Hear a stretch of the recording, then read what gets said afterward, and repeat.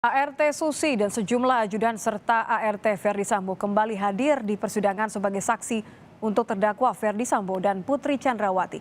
Lalu sejauh mana kesaksian Susi akan mempengaruhi pertimbangan hakim?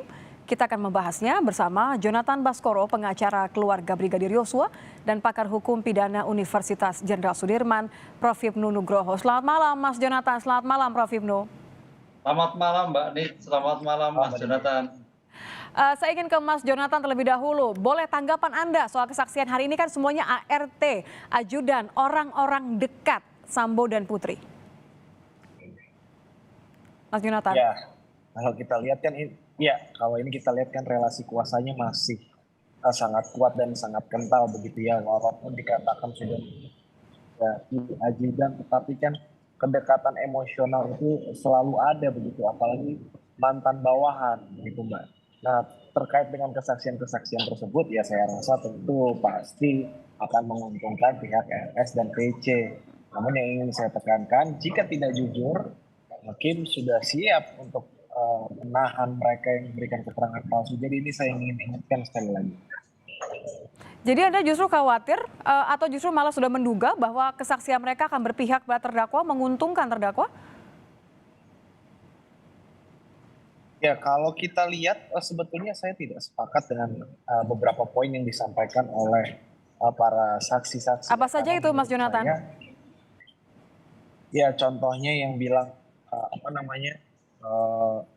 tidak ada penggeledahan terhadap Reza begitu. Kemudian yang mengungkit kepribadian almarhum Yosua yang menurut saya tidak relevan, yang bilang almarhum jenuh dengan pekerjaannya lah, yang bilang Yosua minta dicarikan perempuan lah, semua itu jelas tidak mungkin. Dan ini menurut saya sangat keji sekali. Sudah almarhum tapi masih difitnah, sedangkan almarhum ini adalah orang yang baik, hubungannya juga baik dengan kekasihnya Vera. Tetapi saya tidak juga mengerti kenapa masih di framing yang tidak relevan, sampai majelis hakim kan juga sudah menegur begitu Mbak. Oke, ini menarik. Saya mau minta Prof. Hipnu untuk mengomentari satu persatu. Yang pertama, bagaimana menurut Anda soal kekhawatiran relasi kuasa ini akan menguntungkan atau merugikan terdakwa? Dan yang kedua adalah tadi Mas Jonathan mengatakan bahwa tidak terima kok masih di profiling, masih kemudian dibahas soal hal-hal yang tidak ada hubungannya dengan kasus ini, gitu. Prof. Hipnu. Ya Mbak Nit, jadi menurut saya saksi yang dihadirkan di sini itu masih seolah penegak hukum masih mencari motifnya apa dari kehidupan keseharian di Magelang itu seperti apa, kan itu. Dan ini terlihat sekali ada suatu keterangan-keterangan yang tanda petik menyudutkan almarhum yang tidak mempunyai suatu pembelaan. Ini sehingga arah di sini masih arah sebagai bentuk pra pemeriksaan yang mengarah pada suatu penyebab terjadinya suatu tindak pidana. Jadi ibarat membuat makalah Mas Jonathan itu masih pembukaan, belum masuk pada materi pokok terkait dengan apa itu perencanaannya, bagaimana pembunuhannya. Sehingga yang terjadi, kalau sampai ini KRT itu bisa memberikan suatu keterangan yang baik, misalkan kalau tidak bisa membuka, motifnya belum ketemu, kan itu loh. Jadi paling tidak saya mencari motif ini. Motifnya seperti apa, penyebabnya seperti apa gitu loh Mbak Nita. Kalau itu ketemu, itu akan menjadikan jalan ke depannya itu lapang. Tapi kalau ini tidak ketemu, apa betul ujuk-ujuk kok adanya suatu tindak pidana. Sehingga jadi nggak perlu khawatir dulu ya Prof ya, kalau misalnya kita lihat ini arahnya kayaknya menguntungkan terdakwa dari keterangan ART dan juga ajudan, nggak perlu khawatir dulu ya? Nggak perlu khawatir, karena ini bagian ritme kehidupan yang terjadi di Magelang. Baik Bu PC, Pak, kemudian para ajudannya, kemudian Brigadir almarhum dan sebagainya, itu kan dilihat profil dulu kan itu loh. Baru nanti setelah di Jakarta lah baru ini menjadi inti pokok sebagai data primer pengungkapan suatu perkara. Sehingga kita tidak perlu keraguan atas kesaksian yang diberikan pada hari ini dan yang kemarin-kemarin itu belum ada suatu nilai bukti yang mengarah ke sana, baru menjadikan suatu profil. Tapi ingat Mbak, profil ini rupanya tidak konsisten gitu loh. Adanya suatu melompat-lompat. Anda lihat dari mana Prof nggak konsisten ya?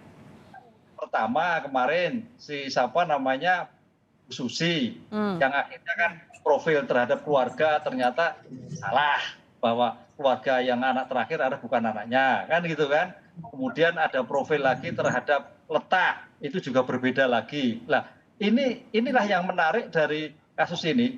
Penuntut umum, jaksa maupun hakim ingin membuat suatu gambaran yang utuh dari suatu peristiwa ini. Tapi rupanya dari yang utuh ini belum memberikan gambaran yang jelas. Sehingga kalau ada suatu gambaran yang utuh sebelum pra-eksekusi ini, nanti di eksekusinya akan lebih gampang. Oh, penyebabnya 1, 2, 3. Gitu Mbak Adit, menurut saya seperti itu. Oke, Mas Jonathan, jadi Anda melihat bahwa keterangan dari Susi, kalau tadi kan Prof. Hipnu bilang nih jangan khawatir karena toh masih bisa diragukan gitu. Anda melihat juga ini masih aman begitu? Bisa diulang pertanyaannya Mbak, singkat aja.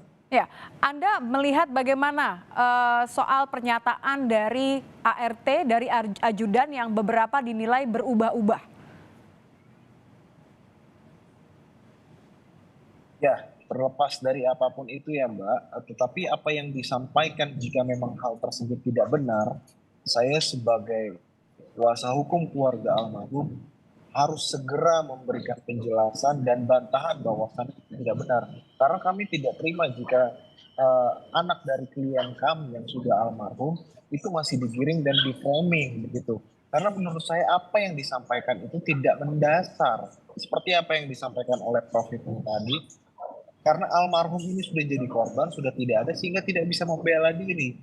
Jadi disitulah mereka bisa masuk. Begitu menurut saya, Mbak. Oke, Mas Jonathan, Tetapi ini kan di sidang tadi kan sempat ada kesaksian dari ajudan Daden ya, menyebut bahwa Yosua sempat curhat dengan Daden.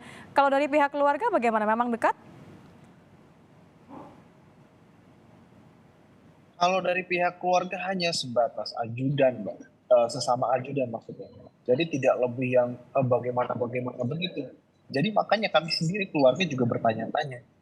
Sekalinya curhat, kok curhat ngomong pekerjaan jenuh, menurut saya tidak masuk di akal. Kemudian ngomongin tolong carikan perempuan lain, sedangkan hubungan sama Vera yang sudah punya rencana menikah, justru itu kan membantah apa yang disampaikan. Dan ini yang ingin saya tegaskan, hakim pun tidak bertanya sampai sejauh itu loh Mbak. Tetapi kenapa tiba-tiba saksi ini memberikan keterangan yang melebar kemana-mana dan jauh? Apakah karena ada setelan-setelan atau bagaimana? Kita kan jadi bertanya-tanya karena tidak relevan dan melebar begitu. Anda Penjelasannya khawatir tidak ada dibutuhkan. setelan-setelan atau arahan-arahan khusus gitu, Mas Jonathan? Ya kita tidak tahu ya Mbak, tapi kan harusnya. Baik, nampaknya sedikit terputus. Saya coba akan ke Prof. Hipnu terlebih dahulu sambil menunggu sinyal kembali dari Mas Jonathan. Ini menarik soal apakah betul memang ada kecenderungan untuk mengarahkan kesaksian saksi, terlepas bahwa tidak boleh sebenarnya ya. Tapi gimana menurut Anda, Prof. Hipnu? Ya, disinilah namanya keterangan saksi, Pak. Saksi itu bisa mengelak, bisa berdebat, bisa mengatur, bisa tertekan, dan sebagainya. Ini sebetulnya kuncinya satu. Bagaimana HP-nya Joshua itu bisa ditemukan. Kalau kemarin kan sudah ada yang mau menghilangkan. Kalau itu komunikasi yang selama ini berbeda antara keluarga almarhum dan yang disampaikan Deden itu saling bertolak belakang. Kan itu loh. Dan ini suatu yang sangat merugikan sekali. Oleh karena itu perlu bukti otentik, bukti elektronik yang menjembatani keterangannya seperti apa, komunikasinya seperti apa. Ini yang saya kira ada miss-nya di dalam perkara ini. HP Joshua harus ditemukan sehingga apa yang terjadi itu apakah dalam profil dan sebagainya itu harus ada suatu keterangan jelas sehingga tidak melebar ke arah masalah pribadi yang seolah-olah menjadi suatu masalah pribadi dalam pekerjaannya. Padahal dari keterangan keluarga berbeda. Sedangkan terhadap kasus yang disalahkan adalah karena juga si korban. Nah, disinilah titik tengah Mbak, singgungan di antara keluarga korban, keluarga terdakwa, terdakwa dan masing-masing yang terjadi dalam peristiwa ini. Titik singgungnya apa? Ya, handphone harus ketemu. Pasti itu akan menjelaskan komunikasi yang jelas. Selama itu tidak ketemu, inilah apa yang terjadi? PR dari penuntut umum dan majelis untuk bisa menggali yang sebenarnya. seperti apa sih hubungan antara Joshua dengan PC, seperti apakah hubungan dengan Joshua dengan yang lain dan sebagainya, sehingga sampai terjadi suatu pembunuhan berencana seperti ini. Oke, Mas Jonathan apakah sudah kembali? Sudah bisa mendengar suara Nitya? Apakah tersambung lewat sambungan telepon ya? Mas Jonathan? Oke, kita masih menunggu. Gini deh, Prof. Hipnu, kalau misalnya idealnya adalah menemukan telepon genggamnya Yosua karena di situ ada fakta yang tak terbantahkan ya. Jadi apapun kesaksian dari A atau B, faktanya ada di telepon genggam Yosua. Tapi kan itu masih kemudian ditelusuri begitu.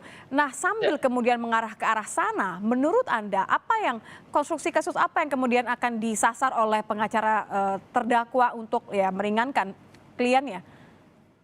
Ya, salah satu karena inilah permasalahannya, korban sudah tidak ada ya.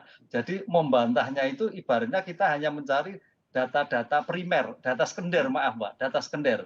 Lah oleh karena itu data sekunder itu memang agak kurang kuat. Sehingga satu-satunya jalan bagaimana nanti Pak Jonathan membuat suatu profil bagaimana seandainya handphone nggak ketemu, coba dicari providernya seperti apa. Bisa nggak muncul komunikasi? Karena dengan ini akan mematahkan semua. Sebab kalau tidak, kasihan untuk keluarga almarhum. Atau juga dengan sebaliknya, tuduhan-tuduhan yang tidak mendasar, yang sebetulnya tidak ada kaitannya dengan suatu pembunuhan berencana. Itu Mbak. Jadi terus melebar kemana-mana yang tidak pada fokus pada kasus yang sedang kita buka pada tiap persidangan. Oke, Mas Jonathan sudah kembali bersama kami, sudah bisa dengar suara Nitya? Saya ingin bertanya tadinya, apa kemudian ekspektasi dari keluarga? Karena kan hakim juga sudah menetapkan bahwa saksi Susi terutama ya akan dihadirkan di setiap sidang yang terdakwa untuk kemudian meng-cross check kekhawatiran ini. Prof. Hipnu, kalau kemarin Susi sempat diancam akan dijadikan terdakwa, Anda melihat ini masih akan berlaku, Prof. Hipnu? Ya, kemarin kan sudah tidak. Jadi kemarin kan dicabut, jadi ancaman itu sudah tidak berlaku lagi. Tapi seandainya nanti, kan itu kan, ini kan masih berjalan. Dan ini baru 20 loh, Mbak, baru 15 saksi loh, padahal kan 60 saksi kan gitu kan. Jadi masih cukup panjang, Mbak Nit. Lah oleh karena itu konsistensi ini, kalau seandainya nanti si Susi ini betul-betul sudah tidak bisa jadi, ini kan baru awal kan, kemudian menarik. Besok lagi ada kesaksian lagi, beda lagi, diancam lagi, tarik lagi. Ini suatu kondisi yang sangat tidak menguntungkan dan bisa dijerat dengan sumpah palsu. Pasal 242 kan itu. Tidak main-main ini. Mas Jonathan, terakhir Mas Jonathan, saya tahu Anda masih berusaha untuk hadir dengan sambungan telepon. Tapi terakhir, apa harapan keluarga mengingat ini masih panjang, Prof. Hipnu katakan masih ada saksi-saksi, walaupun masih ada kemungkinan klien Anda mewakili keluarga dari Yosua masih akan ada profiling yang membuat sedih hati keluarga. Apa harapannya? Ya, tentunya saya dan keluarga berharap tolonglah sampaikan saja yang sejujur-jujurnya, jangan sampai majelis hakim kembali menyebutkan kalau itu settingan-settingan. Kan kita juga tidak mau seperti itu. Kita mengharapkan peradilan yang terbuka, jujur, dan sehingga keadilan ini betul-betul bisa tercapai. Apalagi ini kan masih panjang.